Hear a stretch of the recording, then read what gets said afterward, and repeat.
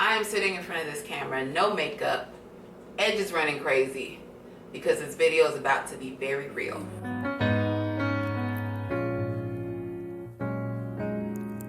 Please.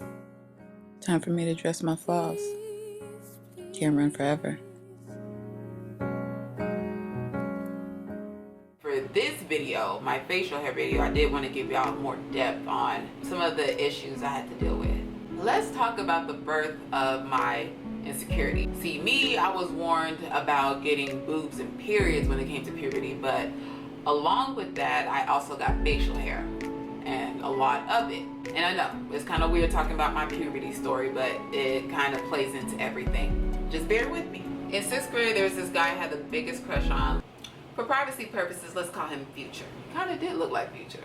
I would go home and talk about how cute Future was, tell my sisters everything. And then my sister betrayed me. I won't mention which one, but if she's watching this video, she knows this happened. My sister took it upon herself to pull Future to the side and say, hey, my sister has a crush on you, right before our class and right in front of my friend, or at least I thought he was my friend. Anyways, Future didn't say anything, which I thought meant maybe he was shy, maybe he kind of liked me too, or maybe he was just trying to let me down easy. Either way, I didn't take it to mean much since he didn't really react much, and I went into the classroom. Little did I know, a classmate and at the time friend decides, oh, okay, I'm gonna hook Obi up and tell him. So he decides to whisper shout to Future. Hey, you know Obi got a crush on you, right? This is when he was no longer my friend. And Future kind of whispers back, or whisper shouts back. Ew, she has more hair on her face than I do.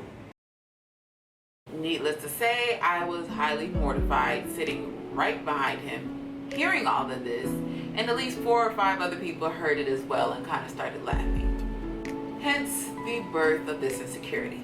Of course, at first I tried to live with it and just let it grow and let it stay like peach fuzz, hope it don't stay like sort of fine. But then it grew really long and I had like a Willie Nelson type of beard and it had to go. And I started tweezing and waxing and all that stuff. And I tweezed and plucked my way into a goatee with sideburns and a sprinkle of neck hairs. Now in high school, it only got worse. Not because, you know, the guys would make jokes about my facial hair, which they did, but it was more so the girls who made me feel, they made me feel like less of a woman because I had facial hair. And I know being a woman has nothing to do with your outside appearance, but it's just been ingrained in me that, you know, we're not supposed to have facial hair. I could be fat and gorgeous, but I've never heard anyone really say you can have facial hair and still be gorgeous. So in my head, I wasn't cute. And a lot of the guys in high schools back that theory. Now, I can always take jokes about my clothes, my hair, pretty much anything, and it wouldn't even leave a dent in my thick skin because it really didn't matter to me.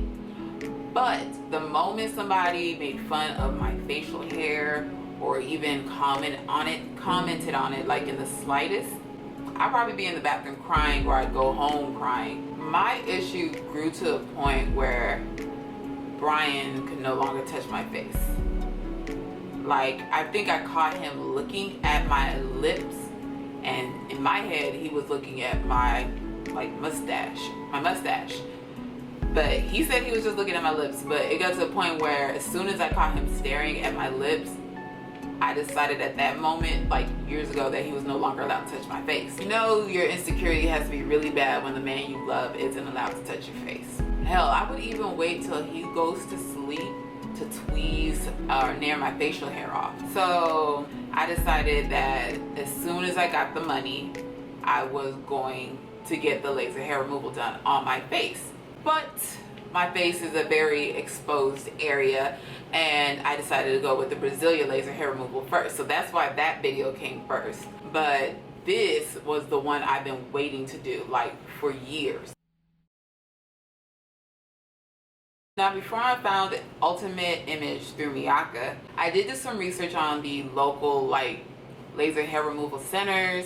And of course I went to Ideal Image, which is a like nationwide brand They're always on the radio, always on, well, I don't know if they're on TV, but they're always on the radio for the most part. I decided to check them out first, but I did not like their customer service. And most of all, those prices are ridiculous. Why did they try to charge me $5,000 for my face and my laser hair removal?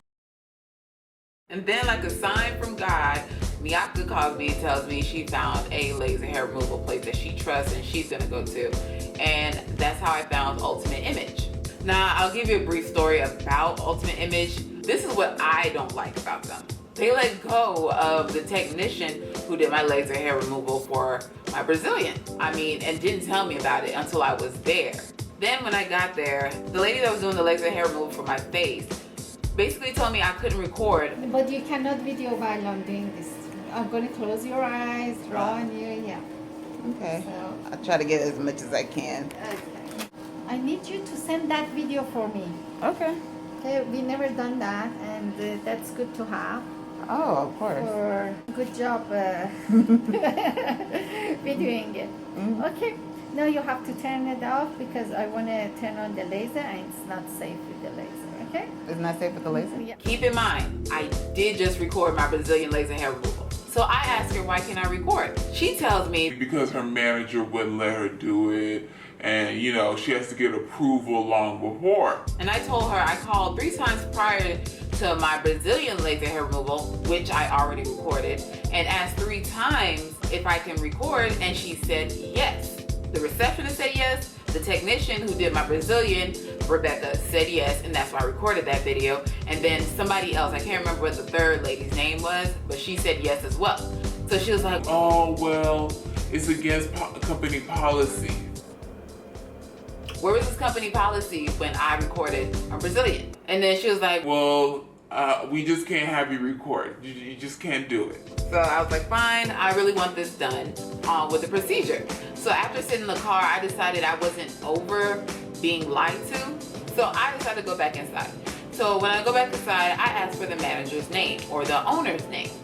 And then the front desk receptionist turns around and points to the lady who did my laser hair removal.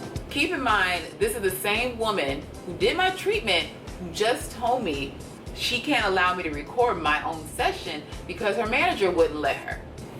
But she's a manager though. I asked her, why didn't you tell me you were a manager? Why did you try to put it off as if you didn't have permission to do so if you owned this facility? And she was like, Well, we have to get it cleared. It's the policy, blah, blah, a blah. whole bunch of bull. And then I get the name of her partner who happens to call me like that same day and tell me that she'll have to, go over it with the parent company. I was like, oh, okay. And call me back in a week. She ends up calling me back in 5 days and deciding that she can't allow me to record. Now, she gave me at least 4 different reasons why. One is because my camera will interact with the lasers. We both know that's a bold-faced lie because I recorded my Brazilian laser hair removal.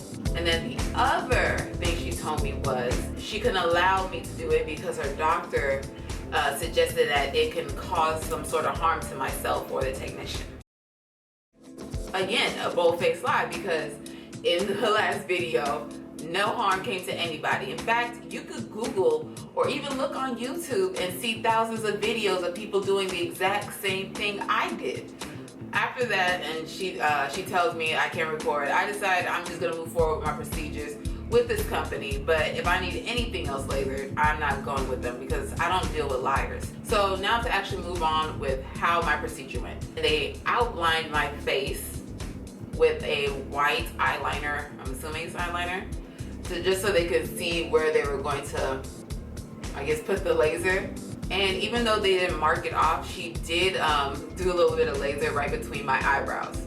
Now the pain level was a little bit, like 0.2 less painful than the Brazilian. The Brazilian was just the worst, absolute worst pain, especially when you're coming off of your period, your cycle. TMI, I'm sorry if it is. Now, a few days after I got my face treated, I did notice that when I would just touch my face, hairs would just fall off. I wouldn't have to pull or tweeze. I could literally just rub it like this and it would fall off. As far as Like the texture or the feel of my face is so much softer, so much smoother. And I feel like off of the first treatment, my hair reduction has gone down, I'd say a good 60%. A good 60% of it's like gone, especially on my cheeks.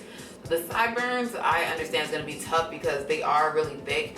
At one point, I wanted to pull the Shanti and grow my sideburns out and, you know, put the little gel on it because I thought it was cute. So I did shave it intentionally for some years. All right, so now that we went over the experience, the pain, gave you the background story on why I'm doing this, I will just insert the before and after pictures. This is what my face looks like with little to no maintenance. I did tweeze a little bit of the hairs on my neck and my chin just because I was a little too self-conscious about it. And here's what my face looked like 4 weeks after my first treatment.